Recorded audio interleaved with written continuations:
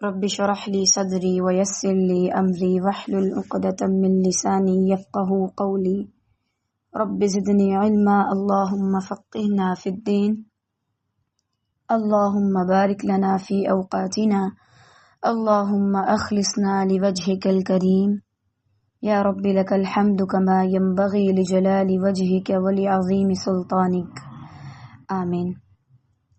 کل کی لیسن میں ہم لوگوں نے دیکھا کہ کس طرح سے قریش مکہ نے نبی صلی اللہ علیہ وسلم کو روکنے کے لیے، مسلمانوں کو روکنے کے لیے تکالیف دیں، ایون کہ جا کر ابو طالب سے بات کی، اس کے سامنے عجیب عجیب قسم کی تجویزات پیش کی، اور آگے سے پھر ان کا جواب کیا تھا۔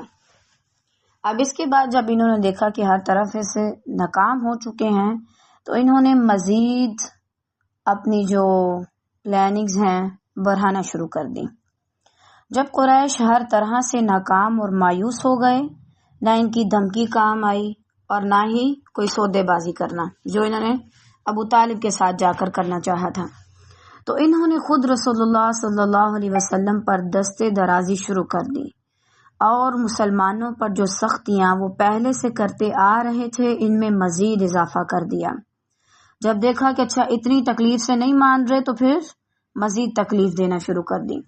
چونکہ رسول اللہ صلی اللہ علیہ وسلم عزت اور اکرام اور احترام کا بلند مقام رکھتے تھے، اس لیے آپ پر دست درازی کی جرت صرف بڑے افراد اور سرداروں نے کی، یعنی چھوٹے چھوٹے لوگوں نے نہیں کی۔ ابھی بھی یہی ہوتا ہے، مخالفت جب بھی کی جاتی ہے وہ چھوٹے لوگ کم کرتے ہیں، جو بڑے لیول کے ہوتے ہیں نا، سردار قریش، وہ لوگ زیادہ کرتے ہیں۔ چھوٹے اور عام لوگوں کی جرت تو یہ نہیں ہو سکی۔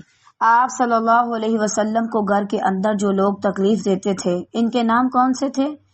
ابو لہب، حکم بن ابی العاص، عقبہ بن ابو معیط، عدی بن حمراء اور ابن الاصداء۔ یہ سب آپ صلی اللہ علیہ وسلم کے پڑوسی تھے۔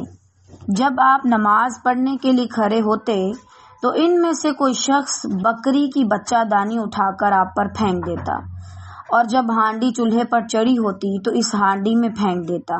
یعنی کس طرح سے تنگ، کھانے کی چیزیں نہیں چھوڑی اس قابل کہ کھایا جا سکے، رہنے کے لیے جگہ اس قابل نہیں چھوڑی کہ اس میں رہا جا سکے۔ آپ جواب میں صرف اتنا کرتے کہ اسے لکڑی پر اٹھا کر لاتے اور دروازے پر کھڑے ہو کر کہتے، اے بنو عبد مناف، یہ کیسا پڑوسی ہے، یعنی یہ کیسا پڑوس ہے تمہارا کہ تم میرے ساتھ اس طرح کی ہمسائیگی نبھا رہے ہو، پھر اسے راستے میں پھینک دیتے۔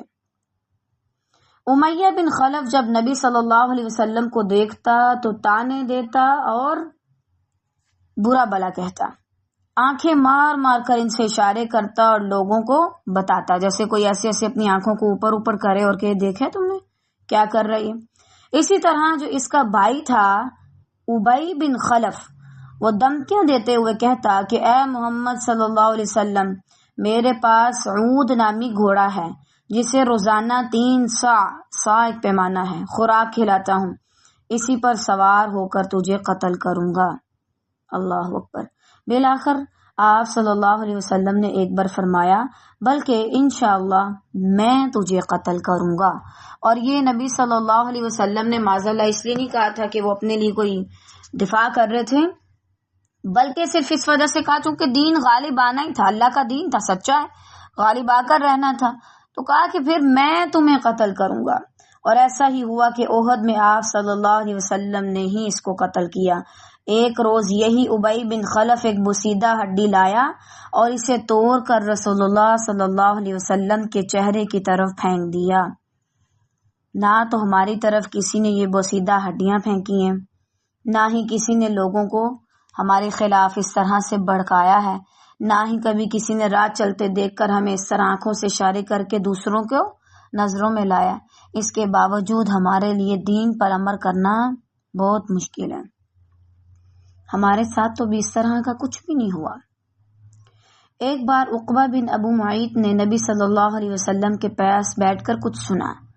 یہ بات اس کے دوست ابی بن خلف کو معلوم ہوئی۔ یہ سارے جو بڑے بڑے سردار تھے آپس میں دوست تھے۔ ہوتا یوں ہی ہے، جب بھی یہ بڑے بڑے لوگ یا کچھ لوگ دوست ہوں اور وہ آپ کے خلاف ہو جائیں تو پھر آپ کا جینا حرام کرتے ہیں، کیونکہ دوستی میں انسان کچھ بھی کر گزرتا ہے۔ گھر والوں کا اتنا نہیں ہوتا جتنا انسان کو دوستوں کا ہوتا ہے۔ جب کوئی دوست بن جائیں تو پھر وہ آپ کا جینا حرام کرتے ہیں۔ الحمدللہ۔ تو اس نے غصہ کیا اور کہا جاؤ نبی صلی اللہ علیہ وسلم کے چہرے پر جا کر تھوک کر آؤ۔ استغفر اللہ۔ اس نے ایسا ہی کیا۔ امیجن کریں کوئی ہمارے اوپر اپنا پیا ہوا پانی جو بچا ہو گلاس میں وہ پھینک دے تو کس طرح سے آفت لے آتے ہیں۔ رسول اللہ صلی اللہ علیہ وسلم کا چہرہ جن پر ہم سب کچھ قربان کر دیں، ہماری جانیں قربان، گھر والے قربان، ماں باپ قربان، ان کے چہرے پر اس طرح کی باتیں کی جا رہی ہیں، اور پھر بھی کتنی استقامت اور صبر حوصلے کے ساتھ دین کا کام کیا۔ ہمیں تو کوئی اس طرح کی بات ہی کر دے تو ہمارے ایگو آ جاتی ہے بیچ میں۔ ابو لہب تو پہلے ہی دن سے آپ صلی اللہ علیہ وسلم کا دشمن تھا اور آپ کے در پہ آزار رہا کرتا تھا۔ اس کے 2 بیٹے تھے، عتبہ اور عتیبہ۔ ان کے عقد میں نبی صلی اللہ علیہ وسلم کی 2 بیٹیاں رقیہ اور ام کلثوم تھیں۔ ایک نبی بھی ہو، یعنی نبی باپ بھی ہوتا ہے، ظاہری بات ہے اس کی اولاد ہوتی ہے، نبی صلی اللہ علیہ وسلم کی بھی بیٹیاں تھیں۔ اب ظاہری بات ہے جہاں پر بیٹیاں دی ہوں وہاں پر کوئی بھی باپ ہو وہ اس طرح بات کرنے سے تھوڑا سا کتراتا ہے کہ کہیں میری بیٹیوں کے گھر پہ کوئی مسئلہ نہ آئے، لیکن نبی صلی اللہ علیہ وسلم کا تو دین کا کام تھا۔ اب نبی صلی اللہ علیہ وسلم نے ان کو بھی تبلیغ کی۔ ابو لہب نے دونوں بیٹوں سے کیا کہا، اگر تم نے محمد صلی اللہ علیہ وسلم کی بیٹیوں کو طلاق نہ دی تو میں تمہارا میرے سامنے آنا بھی حرام کر دوں گا، یعنی میرے اور تمہارے سامنے ایک دوسرے کا آنا پھر حرام سمجھا جائے گا۔ اب دیکھیں نبی صلی اللہ علیہ وسلم کی بیٹیوں کو بھی کیا غلطی تھی، ان کی صرف نبی کی بیٹی تھیں اور ان کے والد ایک سچے دین کی تبلیغ کر رہے تھے، لوگوں کو ایک دین پر اکٹھا کر رہے تھے، اور ان کی بیٹیوں کے گھروں تک کو آباد نہیں رہنے دیا۔ نبی صلی اللہ علیہ وسلم کی ایک بیٹی کو کس طرح سے پریگنینسی کی حالت میں شہید کیا گیا، واللہ آپ پڑھ کے دیکھیں گے آپ کے رونگٹے کھڑے ہو جائیں گے۔ اور آج ہم اس چیز سے ڈرتے ہیں کہ ہمارا گھر نہ ٹوٹ جائے، ساس ناراض نہ ہو جائے، شوہر ناراض نہ ہو جائے۔ یقین کریں جب صحیح دین پہ عمل کرنا شروع کریں گے آپ تو گھر کے گھر بھی ٹوٹیں گے۔ دین اسلام میں بھی تو یہی ہوا تھا جس کی وجہ سے لوگ کہتے تھے معاذ اللہ نحوست ہے، یہ ہوگا۔ اس کی بیوی نے بھی کہا کہ انہیں طلاق دے دو کیونکہ وہ بد دین ہو گئی ہیں، چنانچہ انہوں نے نبی صلی اللہ علیہ وسلم کی بیٹیوں کو طلاق دے دی۔ اب نبی صلی اللہ علیہ وسلم کی بیٹیوں کا گھر غیر آباد ہو گیا، کیوں؟ دین کے لیے قربانی دی۔ ابو لہب کی بھی جو بیوی تھی ام جمیل، وہ بھی رسول اللہ صلی اللہ علیہ وسلم کی کٹر قسم کی دشمن تھی۔ وہ کانٹے دار ڈھالیاں لا کر رات کو نبی صلی اللہ علیہ وسلم کے راستے میں ڈال دیتی کہ آپ اور آپ کے ساتھی زخمی ہو جائیں، اور اسی لیے پھر سورہ لہب میں اللہ تعالیٰ نے اس کی سخت وعید بتائی تھی۔ ابو بکر رضی اللہ تعالی عنہ نے کہا یا رسول اللہ صلی اللہ علیہ وسلم کیا آپ نے اس کو نہیں دیکھا؟ یعنی وہ نبی صلی اللہ علیہ وسلم کی اس طرح سے مذمت کر کے گئی ہے، نبی صلی اللہ علیہ وسلم کو برا بھلا کہہ کے گئی ہے۔ آپ نے فرمایا وہ مجھے نہیں دیکھ سکی، اس لیے کہ اللہ تعالیٰ نے اس کی نگاہ پکڑ لی تھی۔ اب یعنی جتنا نقصان کوئی کسی کو دے سکتا ہے اللہ کی اذن سے دے سکتا ہے، اللہ کی اذن سے زیادہ کوئی کسی کا کچھ نہیں بگاڑ سکتا۔ قریش نے نبی صلی اللہ علیہ وسلم کو گالی دینے اور بلا بلا کہنے کا ایک طریقہ یہ بھی ایجاد کر رکھا تھا کہ وہ نبی صلی اللہ علیہ وسلم کو بجائے محمد صلی اللہ علیہ وسلم کے مذمم کہتے، جس کے معنی محمد صلی اللہ علیہ وسلم کے بالکل الٹ ہیں۔ محمد صلی اللہ علیہ وسلم کے معنی تو یہ ہے نا وہ شخص جس کی خوب تعریف کی جائے، اور مذمم وہ شخص جس کی خوب برائی کی گئی ہو، لیکن اللہ نے اسے آپ سے یوں پھیر دیا کہ وہ مذمم نامی آدمی کو گالی دیتے تھے جبکہ نبی صلی اللہ علیہ وسلم کا نام تو محمد تھا۔ صحیح۔ اب ایک بار جب کسی نے کہا کہ اچھا نبی صلی اللہ علیہ وسلم دیکھیں وہ آپ کو کیا کہہ رہی ہے، نبی صلی اللہ علیہ وسلم نے فرمایا میں مذمم تو نہیں، میرا نام تو محمد ہے۔ کتنے پازیٹیو تھے، اب ایک انسان اگر آپ کو بھی برا بھلا کہہ رہا ہے کہ تمہارا یہ دین کا کام کرنا پڑھنا پڑھانا کسی کام کا نہیں، تم بے دین ہو گئی ہو، تم ہمارے مخالف ہو گئی ہو، آپ بولیں جس کی صفت بیان کر رہی ہے میں تو وہ ہوں ہی نہیں، میرے اندر تو یہ صفت ہے ہی نہیں. صحیح.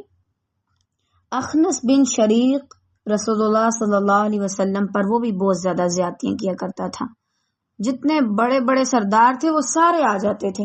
یوں کہہ لیں کہ آپ کے چچا، یعنی اگر آپ کی فیملی میں آپ دیندار نکل آئے، آپ کے چچا، آپ کی والدہ، آپ کے والد سارے ارد گرد سے آس پڑوس کے آ کر آپ کے مخالف بن جائیں.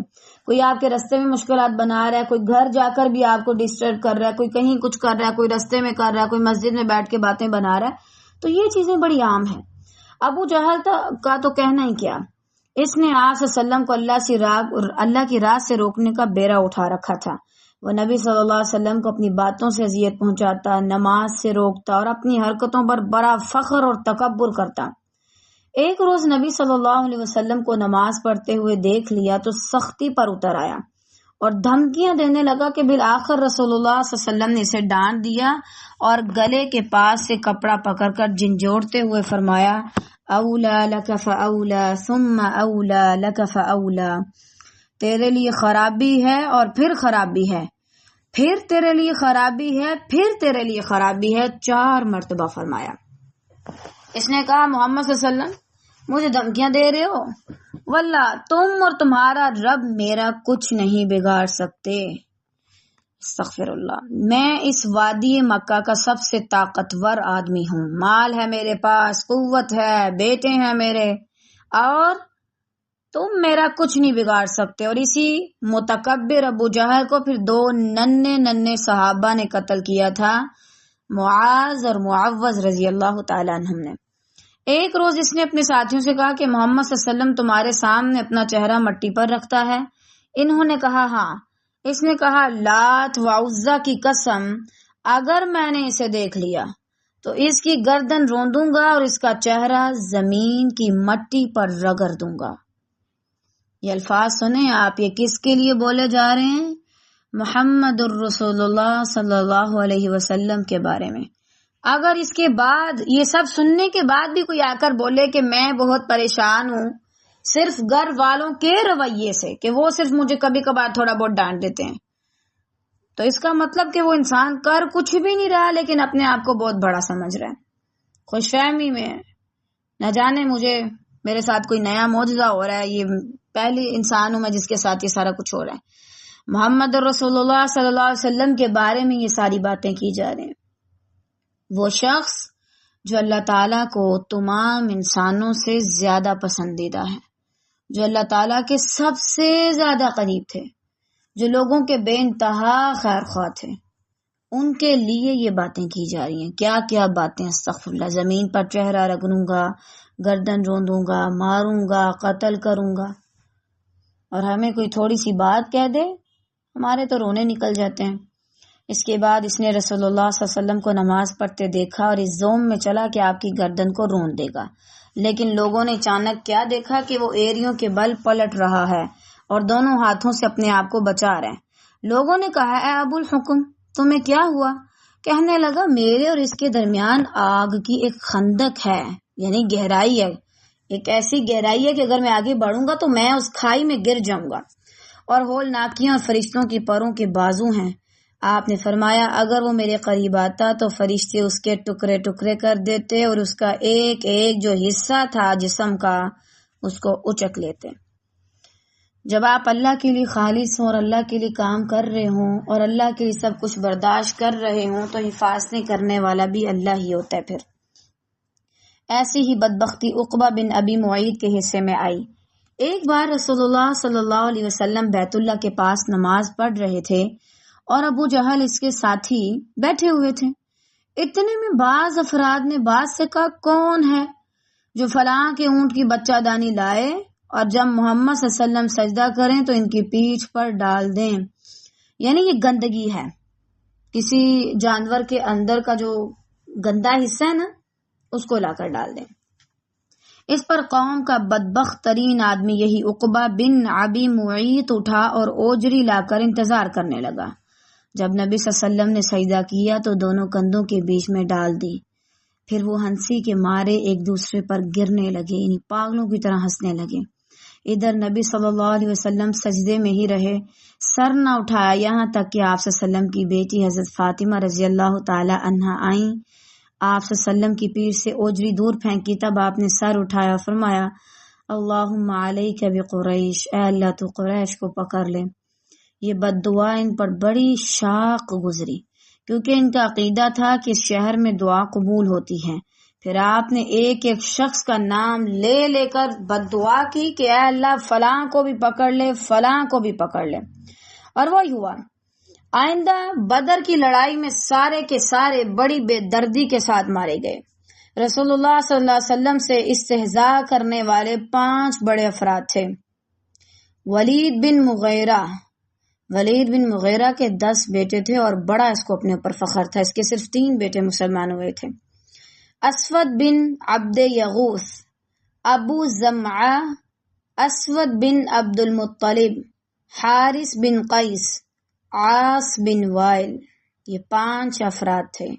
ان کے بارے میں اللہ تعالیٰ نے رسول اللہ صلی اللہ علیہ وسلم کو بتایا کہ ان کے شر سے بچاؤ کے لیے تنہا اللہ آپ کو کفایت کرے گا۔ پھر ان میں سے ہر ایک پر ایسی بلا نازل کی جو عبرت اور نصیحت سے بھرپور تھی۔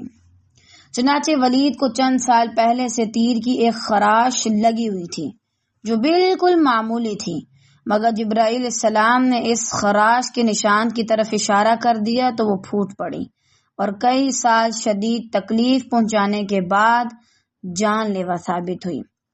بڑی بڑی باتیں کرنے والا ایک تیر کی خراش جو معمولی سی تھی اس سے ہلاک ہو گیا۔ اسی طرح اسود بن عبد یغوث کے سر کی طرف سیدنا جبرائیل علیہ السلام نے اشارہ کیا تو اس کو پھوڑے نکل آئے۔ اب دیکھیں جبرائیل علیہ السلام کے ذریعے اللہ تعالیٰ نے کس طرح سے نبی صلی اللہ علیہ وسلم کی تائید کی، تبھی تو ان کو روح القدس کہا جاتا ہے۔ انہی پھوروں سے اس کی موت واقع ہو گئی۔ کہا جاتا ہے کہ اسے لو لگ گئی تھی۔ یہ بھی کہا جاتا ہے کہ جبرائیل علیہ السلام نے اس کے پیٹ کی طرف اشارہ کیا تھا جس سے اسے استسقاء کی بیماری لگ گئی، یعنی آپ کو پیاس اتنی شدید فیل ہوتی ہے، آپ پانی پیتے ہیں، آپ کا پیٹ پھول جاتا ہے اور پھر بالآخر اسی سے انسان مر جاتا ہے۔ اللہ کی پناہ۔ اسود بن عبد المطلب نے جب رسول اللہ صلی اللہ علیہ وسلم کو اذیتیں پہنچا کر بہت تنگ کر دیا تو نبی صلی اللہ علیہ وسلم نے بد دعا کی، اور یہ 1 سال نہیں تھا، یہ یوں آپ کہہ لیں کہ 7، 8، 9 سال ہو گئے تھے نبی صلی اللہ علیہ وسلم کو کام کرتے۔ پھر انہوں نے یہ کیا، پھر نبی صلی اللہ علیہ وسلم نے ان کے لیے بد دعائیں کی، کیونکہ اس کے فوراً بعد تو 10 سال جب ہوئے تھے تب نبی صلی اللہ علیہ وسلم نے ہجرت کر لی، تو یہ اس سے کچھ دیر پہلے کا واقعہ ہے۔ نبی صلی اللہ علیہ وسلم نے اسود بن عبد المطلب کو بد دعا دی کہ اے اللہ اس کی نگاہ چھین لے اور اسے لڑکے سے محروم کر دے۔ چنانچہ جبرائیل علیہ السلام تشریف لائے اور اس کے چہرے پر کانٹے دار پتھے یا ڈالی سے مارا تو اس کی نگاہ جاتی رہی، پھر اس کے لڑکے کو مارا تو وہ مر گیا۔ عاص بن وائل ایک کانٹے دار درخت پر بیٹھ گیا، اس کا کانٹا پاؤں کے نیچے چبھ گیا، اس کا زہر سر تک دوڑ گیا، یہاں تک کہ وہ اسی زہر سے مر گیا۔ اب کانٹا دیکھیں آپ بذات خود کیا کر سکتا ہے، لیکن اللہ کا اذن ہو تو پھر کیا نہیں کر سکتا۔ یہ ان سختیوں کا ایک مختصر سا خاکہ ہے جو کھلم کھلا تبلیغ کے نتیجے میں رسول اللہ صلی اللہ علیہ وسلم اور مسلمانوں پر ٹوٹ پڑی تھی۔ اس پیچیدہ صورتحال کے پیش نظر رسول اللہ صلی اللہ علیہ وسلم نے 2 اقدامات کیے۔ فرسٹ، دار ارقم، اس کا قیام کیا، دوسرا ہجرت حبشہ۔ اس کو پڑھنے کے سے پہلے ہم تھوڑی سی ایک چیز ڈسکس کر لیتے ہیں۔ جیسے بتایا گیا نا کہ کھلم کھلا تبلیغ کے نتیجے میں نبی صلی اللہ علیہ وسلم کو کس قدر سختیاں جھیلنی پڑی، آج کے دور میں بھی سیم یہی بات ہے۔ اسی لیے تو علماء کو روکا جاتا ہے، جی آپ ایسی بات ہی نہ کریں کہ جس کے اندر اختلاف آئے۔ چلے آپ نہ کہیں کہ بھائی دربار پہ جانا یا پھر یہ مزاروں پہ جا کے منتیں چڑھانا یہ غلط ہے، کیونکہ اگر آپ اس طرح کہیں گے تو لوگ آپ کو اہل حدیث یا کسی اور فرقے سے منسلک کر دیں گے۔ جو کر رہے ہیں غلطی ان کی، آپ حق بات کریں۔ آپ کیوں حق بات کہنے سے کترائیں؟ صرف اس لیے کہ آپ کو کسی ایسے مسلک کا نام دیا جا رہا ہے جس میں آپ کبھی تھے ہی نہیں، آپ وہ ہیں ہی نہیں، پھر آپ کیوں ڈریں؟ جب بھی آپ تبلیغ کریں گے اور وہ تبلیغ سچ پر مبنی ہوگی تو حکومت میں بھی آگ لگے گی اور ارد گرد بھی. اور اگر آپ بس بیٹھ کے میٹھی باتیں کرتے رہیں کہ بھائی آپ نے کلمہ پڑھا ہے، آپ تو جنتی ہیں. وہ آپ نے روایت نہیں سنی ابو ہریرہ کی؟ انہوں نے کہا تھا کہ جس شخص نے کلمہ پڑھ لیا وہ جنت میں جائے گا. لہٰذا بھائی آپ کو کھلم کھلا اجازت ہے، آپ حکومت کو جس طرح مرضی ویران کریں، عوام پر آپ جس طرح کی مرضی مظالم کریں، عورتوں کو بے پردہ رہنے دیں. یونیورسٹی میں تم کپڑے نہ بھی پہن کے جاؤ تو تمہیں کوئی مسئلہ نہیں. کیوں؟ تم نے کلمہ پڑھا ہے. اب جب آپ اس طرح کی باتیں لوگوں کے سامنے کریں گے تو سختیاں آئیں گی، کیونکہ ہم نے لوگوں کو عادت ہی ایسی ڈال دی ہے. لوگ کہتے ہیں ہم وہیں سننے کے لیے جائیں گے جہاں کوئی اختلافی بات نہیں، جہاں ہمیں غلط نہ کہا جائے، بس ہماری تعریفیں کی جائیں کہ بھائی تم مسلمان ہو، مسلمان تو یہ ہیں، اور بس ہمیں شان ابو بکر اور سیرہ بھی سنا دو. اس سے پہلے آپ لوگوں نے بہت جگہ پہ سیرہ پڑھی ہوگی، میں نے بھی پڑھی ہوگی، لیکن جب ہم خود پڑھتے ہیں پھر ہمیں سمجھ آتی ہے کہ اچھا مطلب آپ نے صحیح بات کرنی ہے، چاہے آپ کو کتنا بھی زیادہ اختلاف کا سامنا کرنا پڑے. یہ تو کر ہی نہیں سکتے نا کہ بھائی چونکہ مجھے یہاں پہ ڈر ہے کہ لڑائی ہو جائے گی یا کوئی میرے خلاف کوئی سازش کرنا شروع کر دے گا. آپ کو حق بات کہنی ہے. جب آپ حق بات کہیں گے تو خود بخود کچھ ایسی جماعت اٹھے گی جو آپ کو مارنے مرانے تک آئے گی. پھر ایسی صورت میں اللہ آپ کی حفاظت کرے گا. نبی صلی اللہ علیہ وسلم کی حفاظت اللہ تعالیٰ نے کس طرح سے کی؟ اگر آپ ایک کام کرنے کا ارادہ رکھتے ہیں اور آپ حق پر ہیں تو آپ کی حفاظت بھی اللہ کرے گا. جو آپ کو مارنے کے لیے آئیں گے اللہ ان کو اندھا بھی کر سکتے ہیں، اللہ ان کو ویران بھی کر سکتے ہیں، اللہ ان کے ساتھ کچھ بھی کر سکتے ہیں. آپ اپنا کام سیدھا رکھیں. اب بالفرض میں کسی جگہ پر گئی ہوں شادی پر، میں نے کسی کو کچھ کہا نہیں ہے، حالانکہ وہ غلط کام کر رہے تھے یا اس سے پہلے میں نے ان کو نصیحت نہیں کی، میری فیملی کے لوگ تھے. کیوں؟ کیونکہ وہ مجھے غلط سمجھیں گے، کیونکہ وہ مجھے ڈانٹیں گے، پھر وہ مجھے بھی عمل کرنے سے روکیں گے. اگر یہ والی حکمت عملی کام کرنی ہوتی تو نبی صلی اللہ علیہ وسلم اس دور میں کہہ دیتے جس دور میں مسلمانوں کو طرح طرح سے اذیتیں دے کے مارا گیا.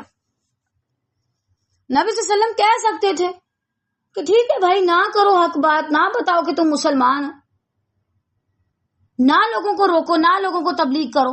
نبی صلی اللہ علیہ وسلم کر سکتے تھے نا اتنی مشکلات کے باوجود. نہیں کیا. کیوں؟ حق بات جو ہے وہ آپ کریں. جب بھی آپ حق بات کریں گے آپ کی مخالف کرنے والے خود بخود زیادہ ہو جائیں گے. اور جب آپ صرف بیٹھ کے میٹھی میٹھی باتیں سنا کے جنت کا پیغام دے کے اٹھ جائیں گے تو پھر لوگ خود ہی آپ کے ہاتھوں چومیں کے بڑی اچھی باتیں کی ہیں اس نے. حق بات کہیں چاہے اس کے بدلے میں آپ کو کچھ بھی کھونا پڑے. لوگوں نے کیسی کیسی قربانیاں کی کہ ہمیں اپنی جانیں اور اپنے مال اور اپنے نام اتنے عزیز ہیں کہ ہم اس کے نام پر اپنے دین کو بیچ ڈالیں. جو اصل بات ہے وہ کریں نا. تو اصل بات بہرحال ہم نے کرنی ہے، یہ بات آپ اپنے پاس لکھ لیں. لیکن نبی صلی اللہ علیہ وسلم نے بالکل اینڈ پہ جب دیکھا کہ اب دین کا کام کرنا مشکل ہو رہا ہے، صحیح پہلے تو یہ تھا صرف تکلیفیں دے رہے تھے، آہستہ آہستہ انہوں نے دین کا کام کرنا بھی مشکل کر دیا. تو نبی صلی اللہ علیہ وسلم نے 2 طریقے اپنائے حکمت عملی سے. فرسٹ، دار ارقم کا قیام. پہلا قدم یہ تھا کہ آپ نے ارقم بن ابو الارقم مخزومی کے گھر کو تبلیغ و عبادت اور تعلیم و تربیت کا خفیہ مرکز بنا دیا. ایک اور بھی بات ہمیں پتہ چل گئی کہ اگر آپ کو سٹارٹنگ میں اس طرح مشکل ہے تو آپ کسی چھوٹے سے گھر سے چھپے جو خفیہ جگہ ہو وہاں سے آپ دین کا کام سٹارٹ کر سکتے ہیں.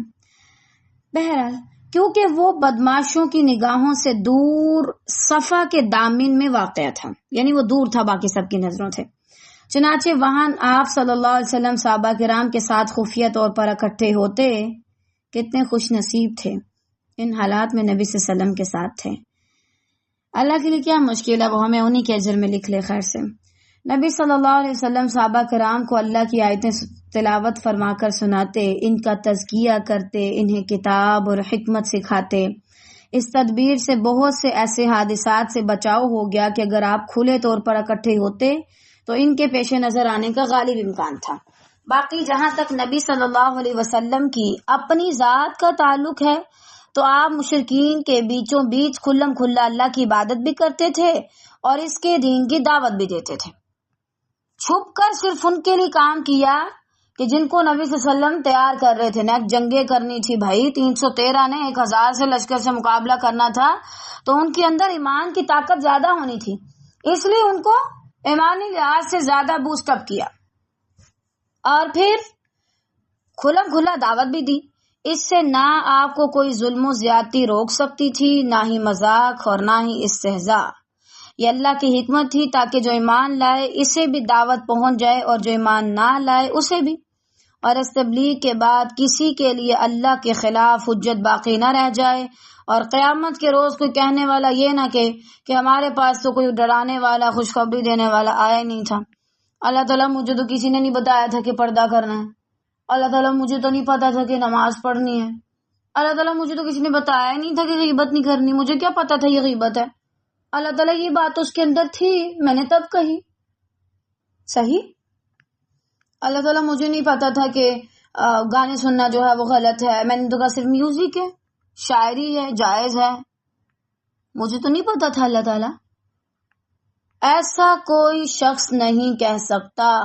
ہم میں سے ہر شخص کی موت سے پہلے اس کے پاس اللہ تعالیٰ پورا حق پہنچا دیتا ہے، چاہے وہ جیسی بھی صورت میں ہو. اب اس کے بعد کیا تھا؟ پہلا قدم تو یہ تھا کہ دار ارقم ایک درسگاہ بنائی جائے جس کے اندر لوگوں کو دعوت دی جائے. لیکن نبی صلی اللہ علیہ وسلم صرف اس کمرے تک نہیں رہے. اس کمرے کی حکمت کیا تھی؟ تاکہ لوگوں کے پاس اس طرح کا ٹائم آ جائے کہ وہاں پر اللہ کی عبادت کر سکیں اور مزید تعلیم و تربیت لے سکیں، اپنا تزکیہ کروا سکیں. باہر تو کوئی آتے تھے اور شور ڈالنا شروع کر دیتے تھے. اسی لیے پہلا قدم یہ نبی صلی اللہ علیہ وسلم نے اٹھایا. اب دوسرا قدم تھا ہجرت حبشہ. حبشہ کی جانب مسلمانوں کی ہجرت. یہ اسلام میں پہلی ہجرت تھی جو کی گئی اور ان کا بڑا ہی اجر ہے. یعنی ایک جگہ سے وہ اپنا ملک چھوڑ کر دوسرے ملک چلے گئے، اپنا گھر بار چھوڑ دیا، بڑے بڑے بنگلے چھوڑ دیے، ہر چیز چھوڑ دی، سواریاں چھوڑ دی.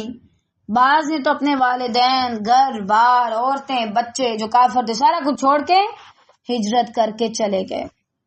اپنا گھر کون چھوڑنا چاہتا ہے؟ اس چیز کی بڑی اذیت ہوتی ہے اپنا گھر چھوڑنا. لیکن مسلمانوں نے یہ بھی کیا. ہم اپنا گھر کیا، ہم اپنا ایک پیسہ نہ چھوڑیں دین کے لیے. ابھی کیوں دکان بند کروں بھائی، ابھی تو لوگ آنا شروع ہوئے ہیں. اس ٹائم ابھی نماز کا ٹائم ہے، ٹھیک ہے نماز تو بعد میں پڑھ لوں گا، لیکن اس وقت گاہک زیادہ آتے ہیں. ہم تو ایک پیسہ نہ چھوڑیں، ایک گاہک نہ چھوڑیں. ان لوگوں نے تو سارا کچھ چھوڑ دیا. دوسرا قدم یہ تھا کہ آپ صلی اللہ علیہ وسلم نے یہ اچھی طرح معلوم کر لینے کے بعد کہ حبشہ کا بادشاہ نجاشی ایک انصاف پسند حکمران ہے اور اس کے ہاں کسی پر ظلم نہیں ہوتا، مسلمانوں کو ہدایت دی کہ وہ حبشہ ہجرت کر کے چلے جائیں. پہلے نبی صلی اللہ علیہ وسلم نے پتہ لگوایا. اب دیکھیں کیسے حالات ہیں، اور اس کے باوجود نبی صلی اللہ علیہ وسلم نے دوسرے ممالک کی دوسری طرف بھی توجہ رکھی کہ اچھا وہاں پہ کیا حالات ہیں. یعنی بہت زیادہ ایکٹیو تھے. ہماری طرح نہیں کہ بس تھوڑا سا غم آیا تو سب سے پہلے دماغ نے کام کرنا چھوڑا، کیا کروں اس حالات میں. اس ہدایت کے مطابق رجب سن 5ویں نبوت میں مسلمانوں کے پہلے قافلے نے ہجرت کی. اس میں 12 مرد، 4 عورتیں اور ان کے سردار سیدنا عثمان بن عفان رضی اللہ تعالی عنہ تھے. نیز ان کے ساتھ ان کی بیوی جو نبی صلی اللہ علیہ وسلم کی بیٹی بھی تھی، رقیہ رضی اللہ تعالی عنہا بھی تھیں.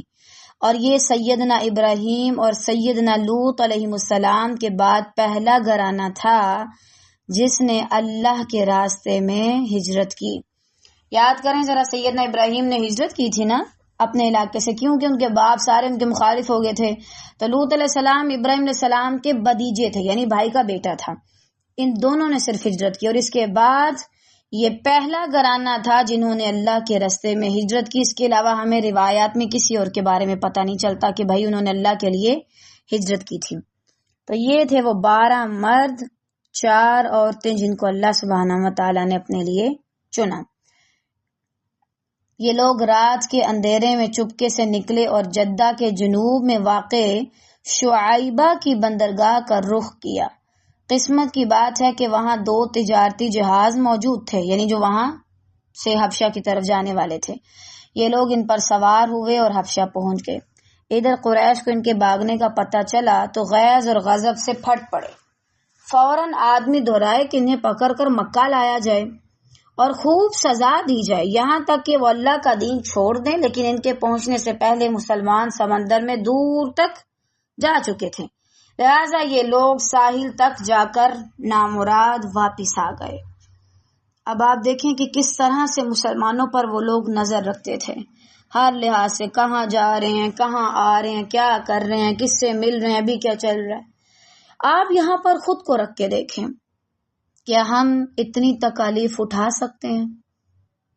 ان لوگوں نے اپنے جسموں پر اذیت برداشت کی، دماغی اذیت برداشت کی، ایک جگہ تک بھی قید ہوئے، حالانکہ ان کے گھر موجود تھے. اس کے باوجود دار ارقم میں رہے اور اس کے بعد اپنا سارا کچھ چھوڑ چھاڑ کے اللہ کے راستے میں نکل گئے. نہیں پتا تھا کہ وہاں پر کوئی سنبھالے گا بھی کہ نہیں، وہاں پر کھانا بھی ڈھنگ سے ملے گا کہ نہیں، بس کیا پتا تھا کہ وہاں پر ہمیں ہمارے دین پر عمل کرنے دیا جائے گا. تو نکل پڑے.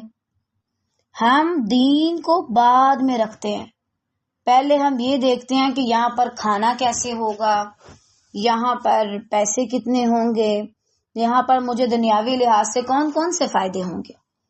ہم لوگ یہ چیزیں دیکھتے ہیں. یہ چیز تو ہم نے کبھی دیکھی نہیں کہ اچھا یہاں پہ نماز پڑھنا، قرآن پڑھنا آسان ہے یا مشکل، یہاں پر میرا پردہ رہے گا یا نہیں، مجھے مشکل ہوگی. یہ ہم لوگوں نے کبھی نہیں سوچا. یہی فرق ہے ہم میں اور ان میں. ہم پہلے دیکھتے ہیں دنیا اور آخرت کو ہم ہمیشہ آپشن پہ رکھتے ہیں، آپشنل ہے. وہ لوگ دنیا کو آپشنل رکھتے تھے اور آخرت کو ہمیشہ پہلے رکھتے تھے. یہی وجہ کہ وہ سارا کچھ چھوڑ چھاڑ کے چلے گئے. یہ نہیں کہا گیا تھا کہ یہاں پہ گھر چھوڑو، وہاں جا کے تم سب کو اتنے اتنے گھر ملیں گے، اتنی اتنی پراپرٹی ملے گی، یہ جگہ ملیں گی. کسی کو نہیں کہا گیا تھا. صرف یہی کہا گیا کہ بس آپ جائیں، اور وہ اللہ کے اذن سے چلے گئے. یہ ہے ان لوگوں کا رویہ. اب مسلمانوں کے ساتھ جو مشرکین کا رویہ تھا، پھر مہاجر جو واپس آئے تھے اور پھر دوسری ہجرت ہوئی تھی حبشہ کی طرف، وہ کیا تھی اور کیوں کی گئی، وہ انشاءاللہ خیر سے ہم کل پڑھیں گے. بارک اللہ فیک. آپ لوگ اپنے لیے بہت سے سوالات لکھ سکتے ہیں کہ میں دین کے لیے کیا کیا کر سکتی ہوں، میں نے ابھی تک اپنے دین کو بچانے کے لیے کن کن چیزوں کی قربانی دی ہے، اور اگر نہیں دی تو کیا مجھے دین سے کوئی ایسا لگاؤ نہیں ہے. صحیح. بارک اللہ فیکم.